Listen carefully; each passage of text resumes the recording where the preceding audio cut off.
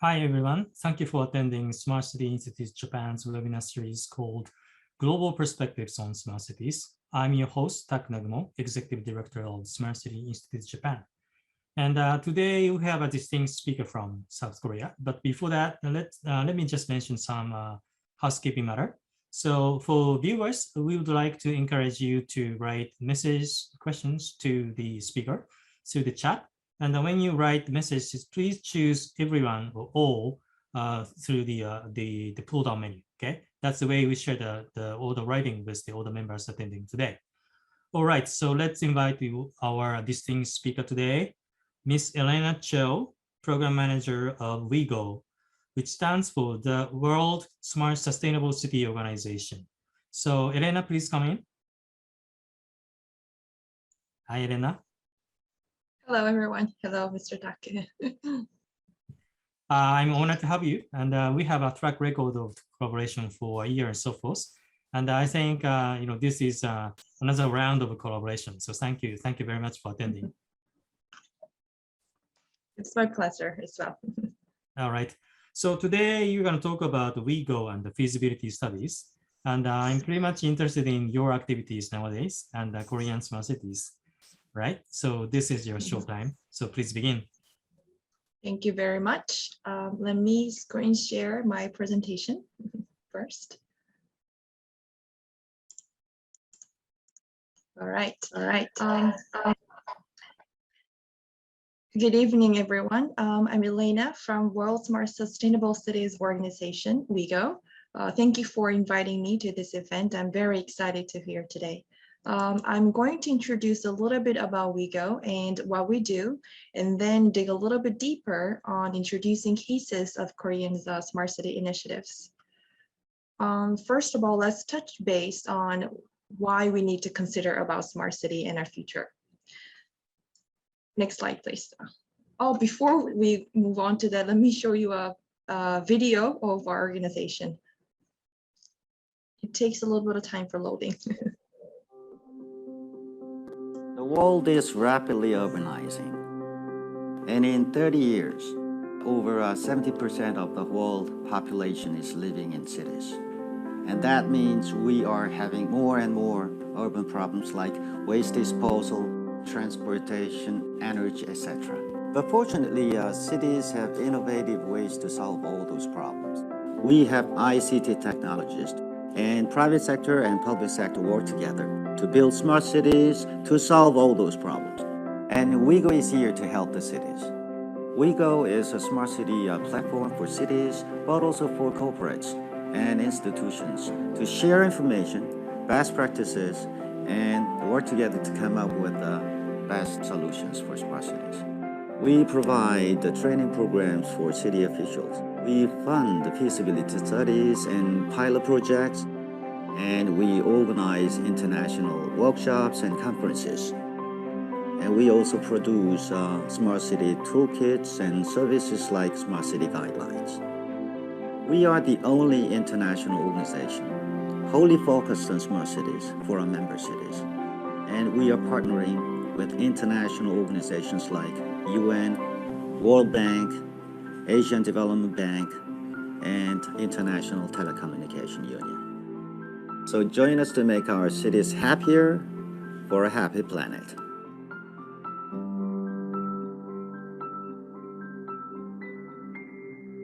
Thank you. That was the video, a little clip that shows an overview of our organization. I will be explaining a little bit deeper than the video itself. So next slide, please. So the reasons that we need to concern about ourselves and about the future. There are three main reasons that I would like to point out today. First is a radical population growth. We're experiencing a tripling of the world's population in one lifetime. It is predicted that it will continue with significant growth still forecast in the emerging global south. And there's unsustainable habit of consumption. As the human population grows, we continue to extend our consumptive ways, which is having chronic effects on damaging waste streams, biodiversity decline, and resource shortfalls. Growth and existing territories must embrace new transformed habits. And lastly, urbanization. Some say it's a good thing, but it also brings downfalls. The developing world is urbanizing fast. Cities are both the cause of many ills and a potential solution. These cause real life issues in urban areas, as we can see on the photos right there: waste management issues, transportation issues, climate change and air pollution, etc. The list can be longer. How we define smart sustainable cities differs among many different sectors, public, private, or which part of the world you come from. They all have different definitions. But WeGO defines smart cities as innovative cities that leverage digital technology and connectivity to improve the quality of life, efficiency of urban operations and services, and economic prosperity of all citizens while ensuring long-term economic, social, environmental sustainability. Although we know that building smart cities is the answer to solving urban challenges, it is not easy to build these cities. Listed here are some obstacles in different areas that cities need to overcome. In the end, because all cities are different, each city needs a personalized approach to smart cities. But the good thing is, cities do share common challenges, and we can share knowledge on how to solve those issues. And this is where WeGO jumps in. WeGO is an international association of local governments, corporations, and institutions committed to transformation of cities into smart, sustainable cities. Currently, our network is composed of 213 members, 158 local governments, which is concentrated in Asia and Africa, 36 corporations with smart city solutions in various sectors, and 19 institutions. Our purpose, we work towards achieving UN SDG 11. Our vision is to create smart, sustainable cities for all. We promote and facilitate the transformation of cities to smart, sustainable cities worldwide by acting as a global platform and fostering international exchange, cooperation, and networking among our members. Now, I would like to share with you the organizational structure of WeGO. Our secretariat is located in Seoul, which is the president city of WeGO. Our leadership consists of president city, 7 vice president cities, and 18 executive committee members that have voting rights on the key decisions, such as the approval of new members. The basic operational channels of WeGO are the General Assembly, which is the top-level decision-making body of WeGO, which is hosted in every 3 years with the participation of all WeGO members, and the Executive Committee meeting, which takes place annually. In the coming October, WeGO will be hosting the 5th General Assembly, and everyone here is invited to join. We are celebrating our 10th anniversary. Kuro and Tak is also invited. We would be expecting your participation there. And aside from the headquarters based in Seoul, some members function as regional offices for WeGO, extending our reach globally. WeGO has 5 regional offices that cover Africa, East Asia, Eurasia, and Mediterranean, and Latin America. These offices support the work of Secretariat by assisting in the implementation of our activities and in the recruitment of supportive members in the region. So what we do, WeGO's activities can be divided into 4 main categories: knowledge sharing and networking, capacity building and project implementation, and knowledge building and research. I will share some more about these categories soon, but listed here on your right are some of the specific activities that WeGO has been carrying out with our partners over the years.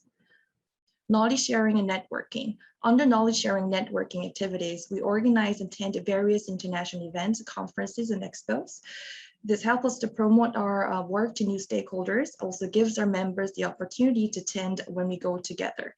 And also we share our members' best practice cases and so also promote what they do. Today, I'll be presenting about Seoul and Sejong Smart City cases later as part of my presentation, which are also 2 of our best members that are active in Smart City initiatives in Korea.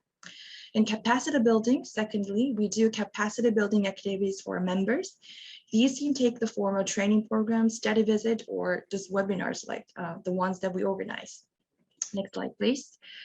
We have 3 regular training programs in the past couple of years with strong partners. We will organize several Smart City training programs with this East Asia Regional Office, the Seoul Human Resource Development Center, and the Korea National Information Society Agency and Africa Development Bank. Participants of these programs will have the opportunity to learn about the latest smart city trends and take part in smart city site visits and policy sharing activities. I hope one day we could also visit the possibility of establishing a training program between Korea and maybe Japan with SCIJ's cooperation. And then we move on to our project implementation. Most of our project implementation related activities go under the smart city driver. To support local governments in planning, financing, and deploying smart city projects, WeGO launched the Smart City Driver, which is a framework that will help cities plan, finance, and deploy their smart city sustainable city projects on a citywide scale. The driver is composed of three components: the activator, solution finder, and project implementer. But to explain in a simpler way, through these three components, the driver, WeGO provides matchmaking of local governments with solution providers and other partners. And in connection to this implementation part, WeGO also funds one feasibility study and pilot project every year, which provides consulting plus pilot project part. Next slide, please. Here is the list of feasibility studies and pilot programs that we conducted over the past years. I myself have managed the very recent 4 programs since 2016. The latest program was conducted in Kampala, Uganda in 2019. However, due to COVID, we were not able to conduct new FS programs in 2020 and also this year. We hope to have the opportunity to continue this program next year with the better situation of COVID-19. But I will explain a few cases that would be interesting to you. La Marsa is an interesting area in Tunisia. Next slide, please. In 2017, WeGO's FS program was conducted in La Marsa, Tunisia on implementing smart waste management system. As a component of the program, 100 clean cap and track modules were installed in the most populated area of the city. To enable the city to experience the Clean City Networks, which is a real-time analysis and monitoring software, this system was found effective in many other parts of the world, contributing to the city's collection efficiency. Next slide, please.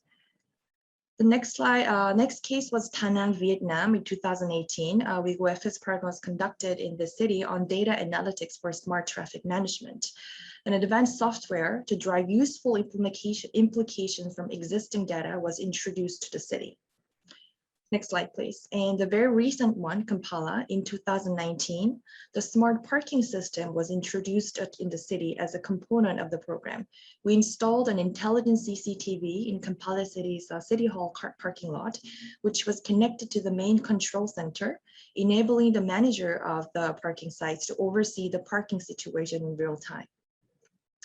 Next slide, please. Knowledge building and research. Currently, we have 2 regular activities under this title, the project catalog, where we collect best practice cases from members and also non-members. So anyone who are present here today who wishes to share this Smart City initiative with the world, we can approach us and we will be happy to promote your cases to our catalog. And for members to look into and use as a resource when they plan Smart City projects or so on, to learn from each other's cases. And the Smart Health Responder, which is available on WeGO's official website, it is a collection of successful policies and best practices in response to COVID-19 pandemic, especially. Other activities. On top of this, we have a few other categories of activities: governance meetings, WeGO Awards, which is a awards program that's taking place in every 3 years linked to our General Assemblies. In October, we will be having the WeGO Award ceremony where winners are invited to promote their winning cases to the world and will be collecting their trophies. I look forward learning more about city cases from the audience today in the future. Everyone can apply for the WeGO Awards. And then we have the briefing session and then the regional networks. We work with regional networks in cooperation with our regional offices to organize events with specific regional focus. This is to promote regional synergies and speed up the smart urban development in those regions. Next slide, please. I would like to highlight a little bit more about the regional network since it's something that we are expanding at this time of the day. Essentially, regional cooperation can help us achieve goals faster and solve contextual issues. Next slide, please. In August 2020, WeGO initiated trilateral East Asia region activity China, Japan, Korea CJK Smart City webinar together with our partner TCS, which is the Tri-Level Cooperation Secretariat, and also in partnership with our hosts today, SCIJ. Currently, we are extending our regional activities across Africa, Latin America, and Northeast Asia, as well as Southeast Asia. To give you more background of the CJK initiative, our aim for CJK is to promote knowledge exchange and foster smart city cooperation with joint strategy among China, Japan, and Korea. Building on the foundation laid last year, WeGO and its partners will continue to establish a platform focusing on carrying out the capacity building programs in the long term, when the situation is a little bit better, to find and identify opportunities for joint smart city project across the 3 countries. Now, as I've explained at the beginning, our 200 members are from many different parts of the world, but today I will focus on highlighting some of Korea's smart city initiative. Korea is smart. Korea is an IT-friendly country with the world's highest smartphone penetration rate and high internet usage, which enables a new initiative to happen faster, and people are more adaptive to new technological policies and changes. Korea's smart initiatives are led by mostly national government, and many cities are working in harmony with these initiatives. Today, I would like to focus on 2 specific cases, Seoul and Sejong, to introduce the best practices on how city governments can leverage innovative technologies to enhance social connectiveness, promote citizen engagement, and increase public safety and civil surveillance. One of the key initiatives of Seoul's current Smart City Development Plan is implemented under the Smart Seoul Platform US 6S initiative. Next slide, please. Which is a technological infrastructure based on the very latest cutting-edge technology. There are many S's, but I will explain only 2 or 3 to considering the time limit that I have today. To give a brief explanation, in order to provide diverse smart city services and ensure the fundamental rights of civil communications, Smart Seoul Network, SNet, is an infrastructure-based project is dedicated to establish and expand the citywide information and communication network, high-speed optical cables, public Wi-Fi, and public IoT network. A stable, ultra-fast communication infrastructure is essential for future smart cities. To that end, Seoul implemented SNet by connecting 4,435-kilometer optical communication network, which were initially operated separately by city and district levels, and expanding further by 1,519 kilometers.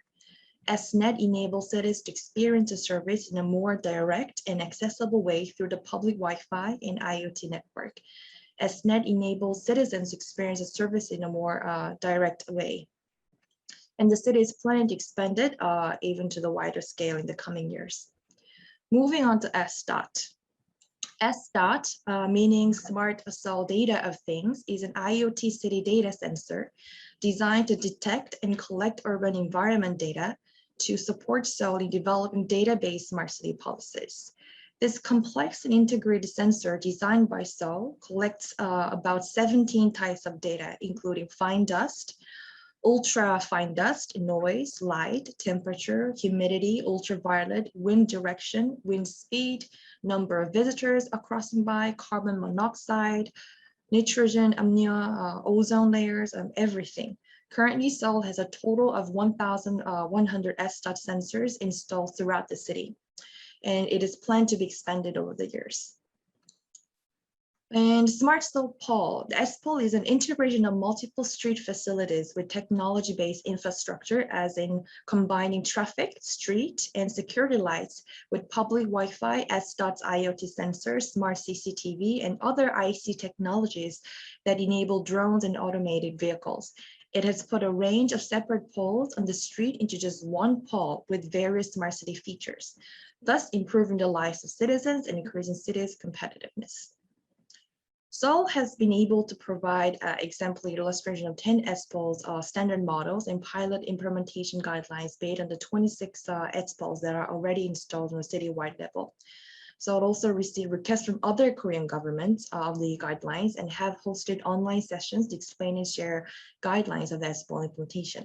The ESPOL is actually is a very initial stage since it covers many of the latest technology available, but it is also forecasted to be one of the core technology infrastructure that city will focusing on expanding in the citywide scale. And next, Seoul also cares a lot about citizen engagement in the course of smart city development. There are many solutions that city presented to its citizens. The projects are all listed in the slide, but they're all very interesting. But I will introduce the first two, which were most loved and used by the citizens of Seoul. First one is Eunbyul. It is an integrated civil complaints management system with multiple online civil complaints and proposal submission sites that is varied by function and department. Citizens can easily approach it through the NSN, mobile, and website. And whenever they file a complaint, right division will be coming back to them with an answer within 24 hours. That's the policy, but sometimes it takes a little bit longer. And then similar to Eunbyul is 120 Dasan call center. It is an integrated civil complaint and question management system. However, it focuses on those who are not able to use technologies, such as disabled or elderly people. Since smart city not only uses the latest technology, but it should be open to all population of the city, addressing the digital gap issue of the city. So it is open 24 hours and citizens can call, text messages, and do online chatting through social media as well. The Seoul made a database with over 13,000 data so that even a non-expert can answer by searching the standard counseling database. Actually, a lot of cities have shown interest in implementing these two combinations, and currently Mexico City, through WeGO's partnership, that Mexico City is in the process of implementing these two projects in their city at the moment. Next slide, please. Now moving on to our next case about Sejong. Sejong is one of the national smart city pilot projects in Korea with the concept of AI-based city.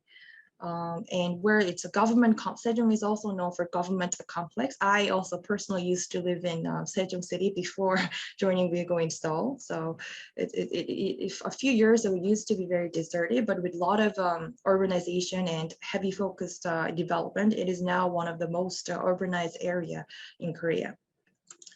And one of the interesting solutions that I would like to introduce today is Sejong-and.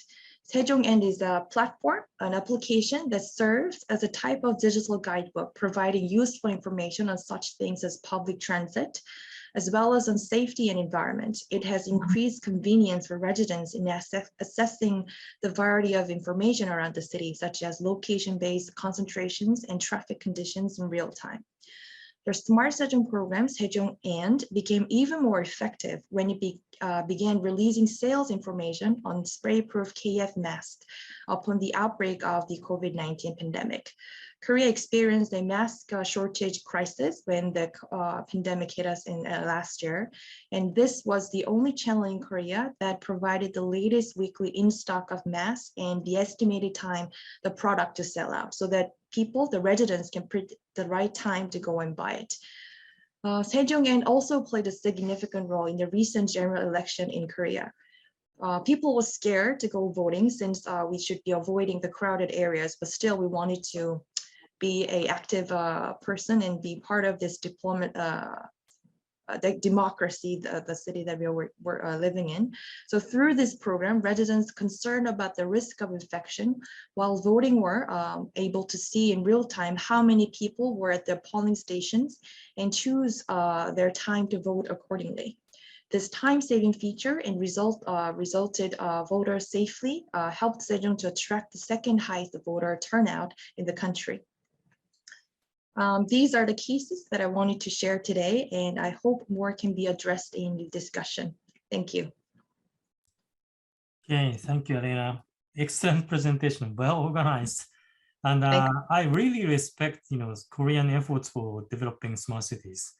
And the most astonishing to me is the outreach. The WeGO's activities is reaching out to Latin America and Africa, almost like a United Nations activities or World Bank organizations Mhm. activities. What's the aspiration, motivation behind such a breadth and depth of the activities of WeGO? The reason we are expanding globally is, although our headquarters is based here, we are international organizations, and the regions that you've mentioned, Latin America and Africa, are actually one of the most exciting regions that are responsive to our global outreach. Dynamics related to smart city is so happening fast in those two regions, and they come to WeGO for more information and more activities, and regional office there is also very active. And the cities are interest from cities are increasing every day, and Latam region is actually one of the regions that we recently gained most new members from. So we enjoy working globally, and it's interesting to see that some regions share common challenges, and addressing them as a group, regional activities, sometimes help them to address certain matters quicker. For instance, ASEAN, a lot of cities in ASEAN have traffic management problem. And so Jakarta has introduced a interesting solution. Then a lot of nearby cities like Vietnam, which has similar traffic management problem, they easily, I wouldn't say copy, but they take ideas from other cities' cases and they can easily implement it in their customized way. So regional activities have a lot of pros. So that is why we are also pushing for this kind of regional activities. Yeah, I'm running Smart City Institute Japan right now, but it's always amazing, your activities. I have admiration, this is very much, happy to see someone from Asia is doing this much of activities globally. Yeah, it's sort of like an Olympic game. You are the gold. I mean, I guess it's not easy. I mean, all officers are very, very busy all the time, but we enjoy how cities are actually, we can actually see the differences when we work with cities before and after. City implementing a new policy or city implementing a new solution, it can actually make impact to citizens' lives. And we go connecting these cities together to collaborate or connect them with the right partner like development banks or smart solution providers.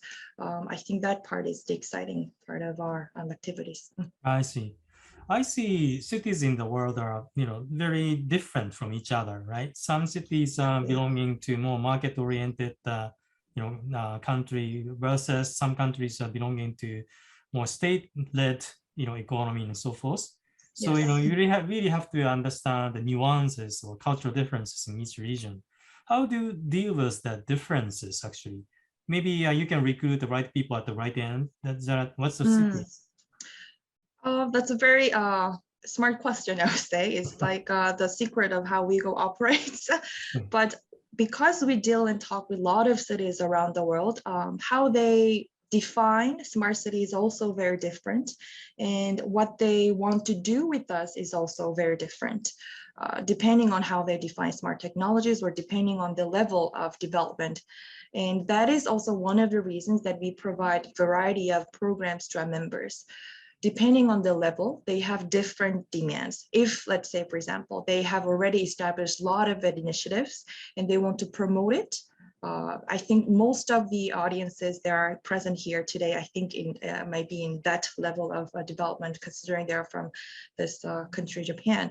But in those cases, they enjoy activities such as conferences or opportunity to showcase their cases or promoting their example cases. But cities which are still in developing stage, they want to learn.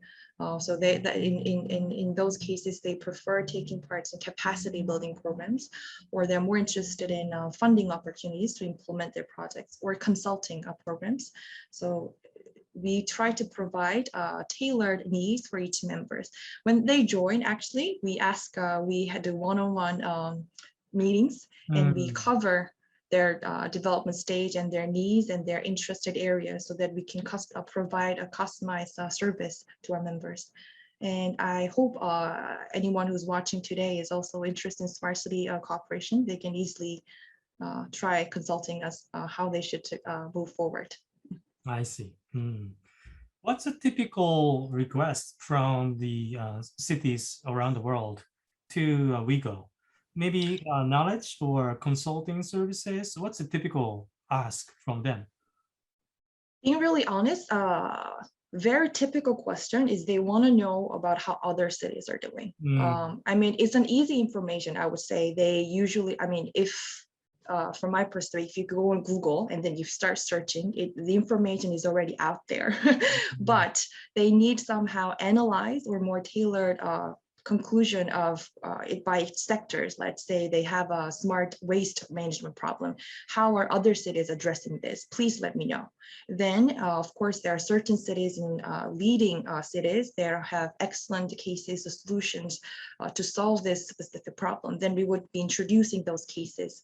And it may be traffic, or it may be big data management, or it may be a lot more water management or air pollution. All the sectors in smart city development, cities have different interests, and they always come to us. And then actually the first question they ask is how other cities are doing. Yeah, sounds typical too. You know, even within Japan, the cities are asking me similar question. What's the neighbor cities are doing? Exactly. I think they're scared. Maybe are we like behind the global trend, or are we leading?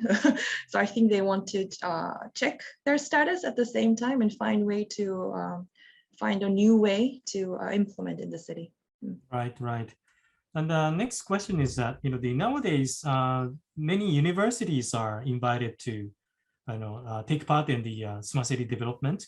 You know, due to the fact that the smart city is partly technology driven, and partly, you know, the universities in the local area tend to be the center of the knowledge in the region. So I think the universities are playing a bigger role nowadays. What's the situation in Korea? Is that the same? Oh, yes, I think so. I think one of the ways that I've sensed that is we actually get a lot of requests from universities for internship program. It has been increasing internally and overseas as well. So from WeGO, we accept regular programs that we are doing is Hong Kong. From Hong Kong, we are receiving a regular internship program over the 3 years, I think. But aside from that, we have requests from Denmark, even from European region, and a lot of domestic calls from Korean university. We haven't heard one from Japan yet, but I hope we hear something soon. Right. You know, talking to the local university in Japan, they started to think about creating the graduate school program dedicated to smart city development. You know, the disciplines of the smart cities is divided into pieces, right? Urban planning, data science, sociology, political science, policy science, economics, right?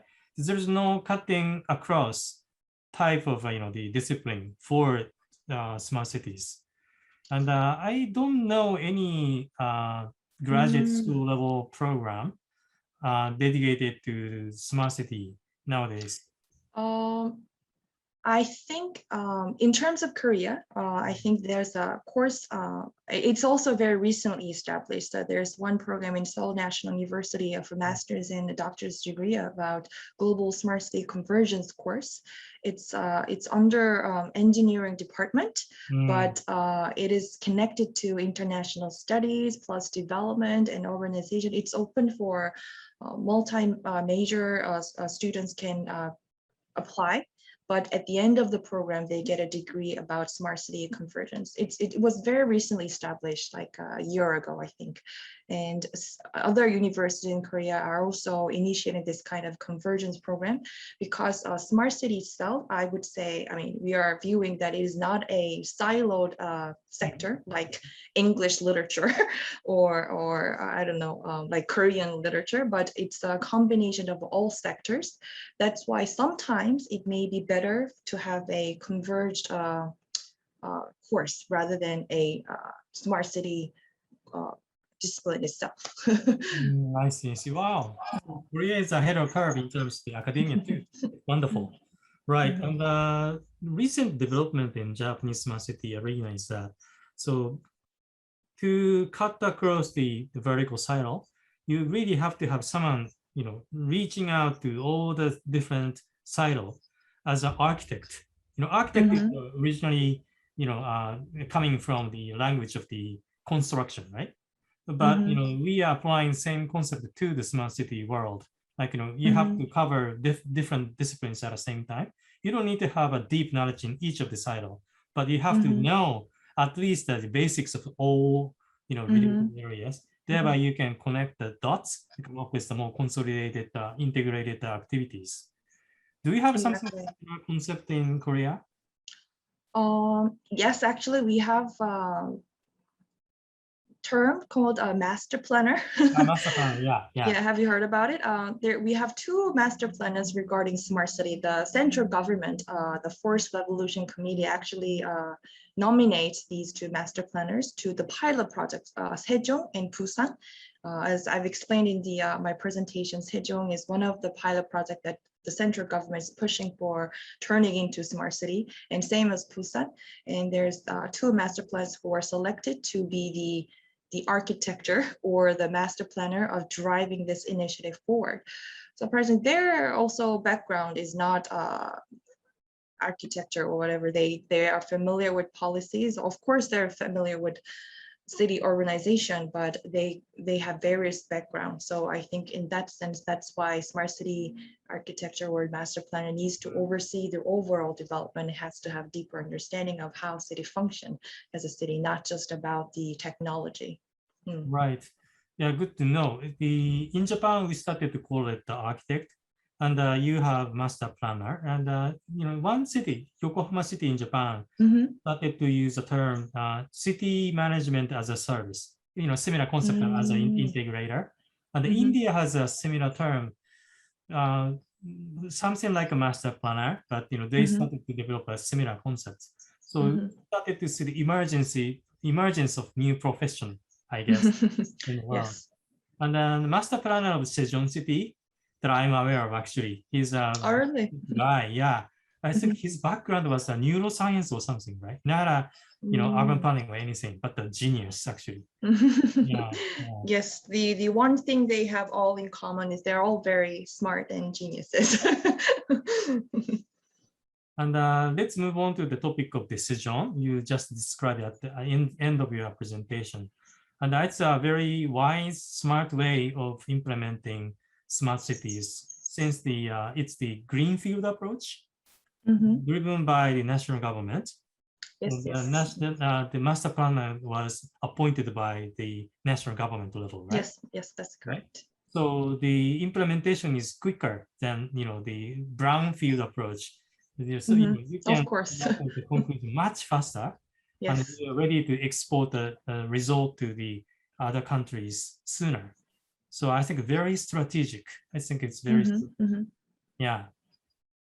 And the budget is also very different. So from the top down, it's the support you get from the government, and the speed is it's fast. Yes. It's very wise. And you relocating some of the government functions from Seoul to Sejong, right? Yes. So new capital city. Actually, most of the ministries were moved to Sejong in 2012. 2012. I remember the year exactly because that's the date that I also before joining WeGO, I used to work at the ministry. And this Sejong is where I worked for almost 3 to 4 years.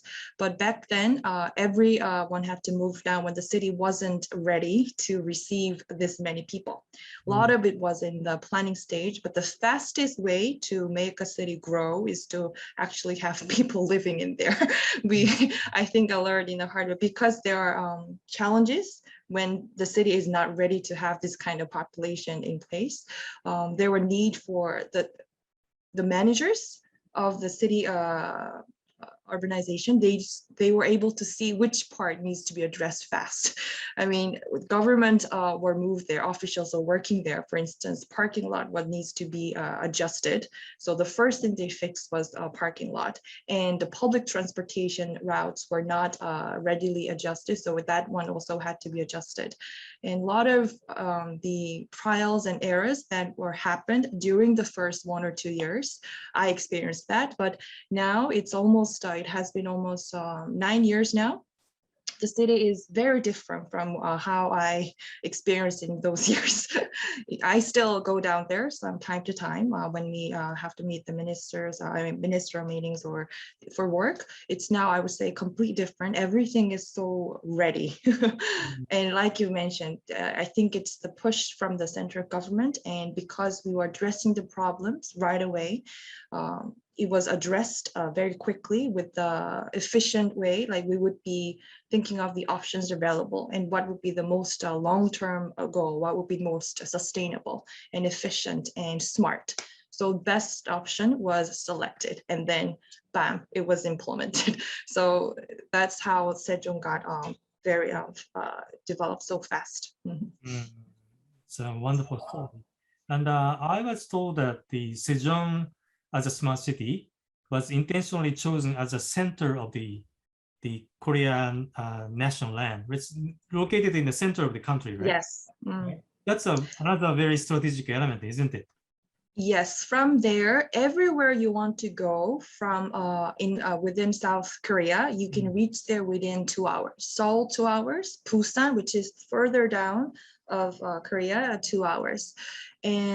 But I would say, being frank, only part of the central institutions were moved to Sejong, and a lot of initial plan were a little bit adjusted with political reasons.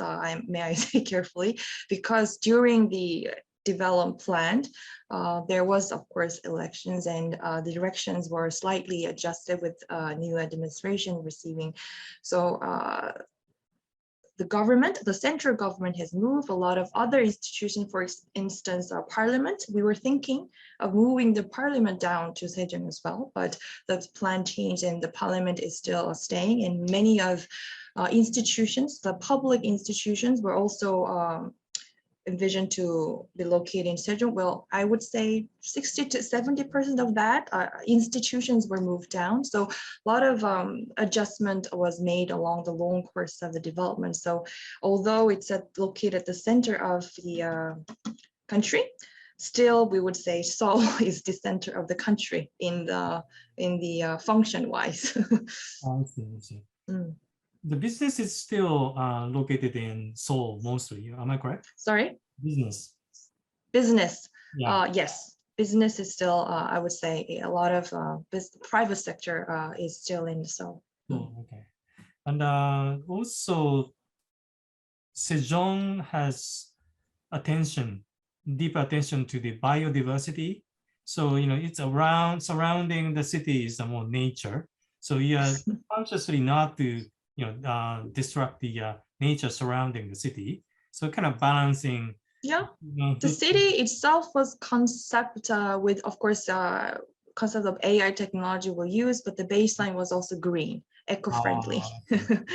Yes. So that I think it was BRT system was introduced from the very beginning of the city's development. And yeah, a lot of infrastructure itself is aimed for eco-friendly, and the government complex itself is very green. It has park on every. Have you seen the government complex, Sejong? It has actually won a prize. All the, I think it was 12 or 14 buildings are connected with the rooftop. There's actually a walking pedestrian parking. Pedestrian park where all buildings are connected from roof to roof with the green green zone. So it's actually very environmentally friendly. Yeah, I was once involved in the greenfield smart city development in Japan, and tried to get best practices around the world, and created the kind of the images of the new city. After that, I looked at the Sejong city's map. and Sejong was already done that before. So I was like, wow, Sejong is ahead of the curve. How did you collect the best practices from the world? I think the Sejong is a hybrid of the best practice already, actually. Yes, actually, as I am 60% sure about this. As far as I remember, we had a call from public, like to share ideas about the best way to invent the system in the city. And I think government itself also got a lot of ideas from public too. They took a lot of ideas and then of course consulted with experts, and then plus took care of other cities cases, but they were looking for something different in a direction that other cities haven't taken. So it was a combination of all the research and new ideas accumulated from even the outsiders of the expert to come up with something new and fresh. I see, wonderful. And maybe kind of a last question from myself, and I would like to move on to the question from the audience after that. So for the audience, I would like to recommend it's a time to put your question to Elena right now. Okay, and my last question was that the citizens engagement, which is always a tricky part in Japan. Yeah. Oh, I see. Right, specialized in smart cities are always enthusiastic about new ideas in smart cities, new technology about smart cities, and they're so much excited about it. But when it comes to civic engagement, people attention, participation, it's not necessarily always sufficient. Of course, we create some kind of gadget like application for reporting some of these things happening in cities, like there's a hole in the road, so that the citizen can report on the website through the smartphone, anything. That's usually available. But when it comes to more involvement in decision making, let's say, what kind of city do you want to make with the technology available today? Right? We'd like to ask you that type of questions to the residents, citizens, but people are not necessarily enthusiastic about responding to that question, rather waiting for the service coming from the government side. Oh, I see. So passive, I say. And it may be a reflection of the Japanese history or culture, but when it comes to decentralized, people-centric, bottom-up processes of developing smart cities, we are missing something very important. So I was wondering, how is Korea doing with that regard? Easy answer, I would say prize money, but this is just joking. And I also understand that passive citizen were prevalent in Korea's case, especially at the very beginning of urbanization, and the concept of smart city. Back then it was a UB quarters, U city something. That concept was very new to citizens, and there were some negative people who were against these kind of trends. But in the end, the reason citizens got more interested, of course, is because as Koreans are very open to new technologies, and they themselves want to learn and take advantage of technologies.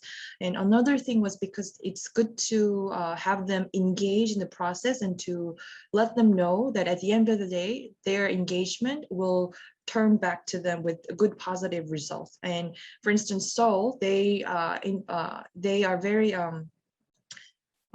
concentrated in inviting citizens' participation in making policy decisions. It wasn't easy at first, but because there were so many solutions, and actually city implemented decisions in budget making with cities' participation, citizens actually see them making these changes, and their participation rate also increased. For instance, Seoul has this program called Seoul Democracy. It's an online website where citizens can publish policy suggestions and comment or vote for their favorite entries. Before, citizens actually had to go to City Hall and submit policy suggestions in person.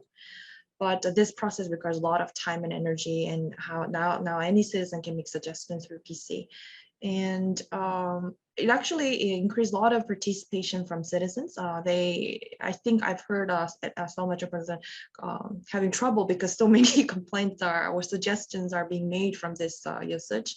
And then there's this N-voting, which is a voting app that all citizens can use for communicating with city authority on policy and daily life matters. I think I also participated once in a while for N-voting. It's very easy. You just download the app and there's like poll going on. And if you're interested in it, if it's like nearby your neighborhood, whether to open this environment to build a park or, where this budget should be allocated, which sector, education or health sector or blah, blah, blah. You can easily just think and then it affects your daily life. So I just check the part that I support for, and that is reflected. And this part of, I can follow up with just opening the app. At the end of the day, okay, everybody voted for this, so the budget will be allocated for this kind of program, and I can keep monitor how it has been executed.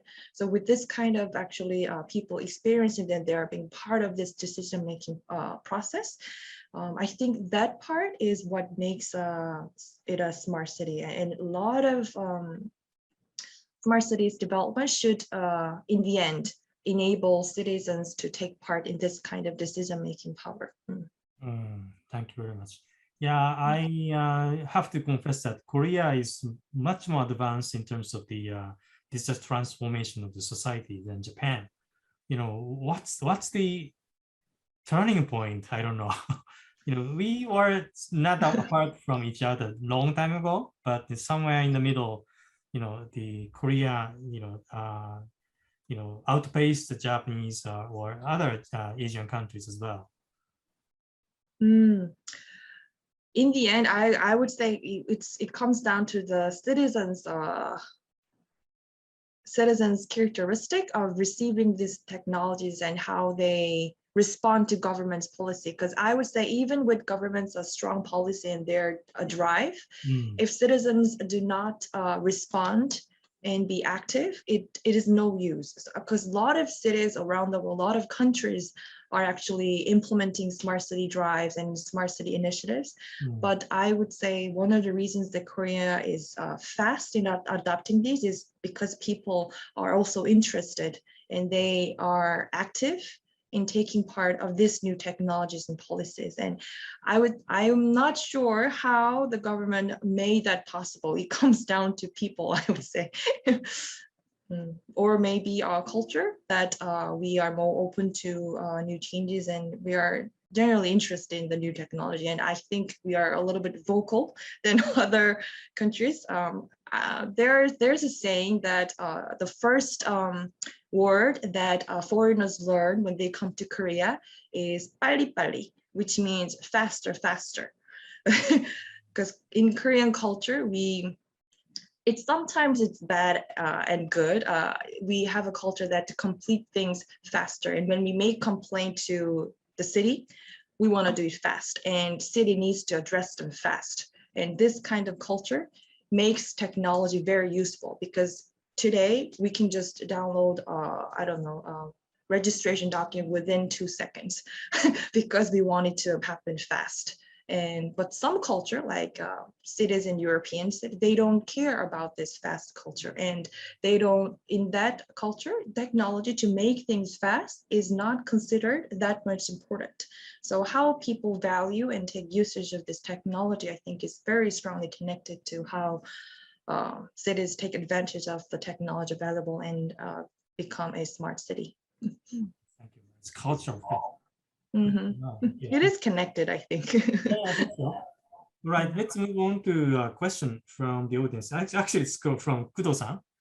Oh, really? Thank you so much for your inspiring presentation. With regard to feasibility studies and pilot project slides, how does WeGO choose the project?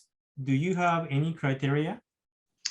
Very specific question. Yes, actually, feasibility study is one of the most popular programs that are among our members, and we receive at the beginning of the year. We announce the theme and call for an application to be sent to the secretariat.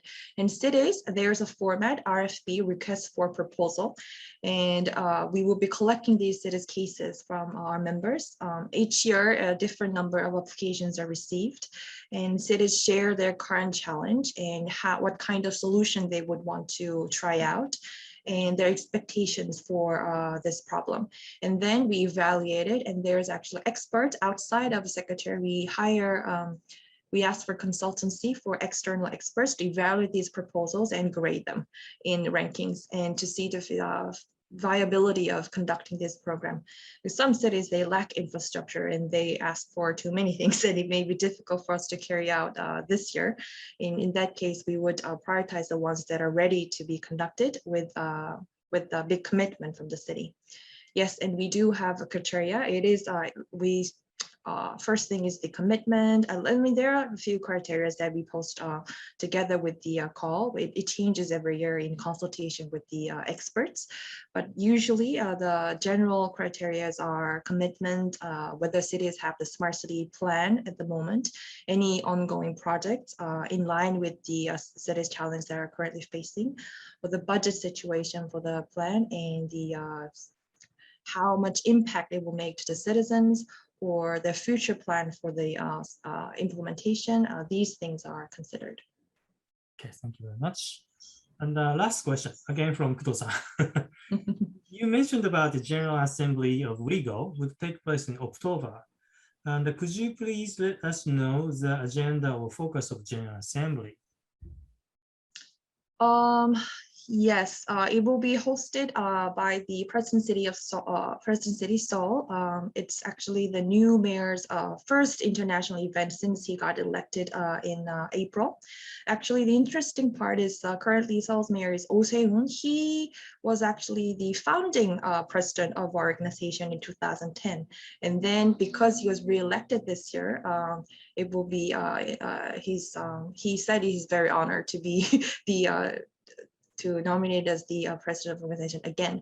And the agenda is we mainly cover our organizational agendas, but I don't think that will be interesting to people here for the audience. But interesting part will be marking our 10th anniversary. We will be promoting, launching our 10th, WeGO 2030 master plan for next decade.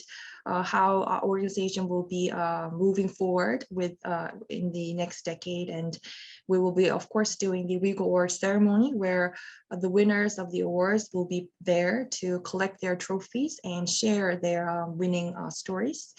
And then we will be also selecting the next President City and EXCO members. The election will be happening. And then we will also select the next host city of the next GA in 2023. It's I already have information about the bidding candidates, and it will be excited to see who has won the competition on that day. Thank you very much. So Elena, I think we covered everything today. So you have nice presentation and the questions, and thank you very much. And maybe at the last, you would like to mention, suggested area of collaboration with us, or expectation to Japanese audiences. That's what it is.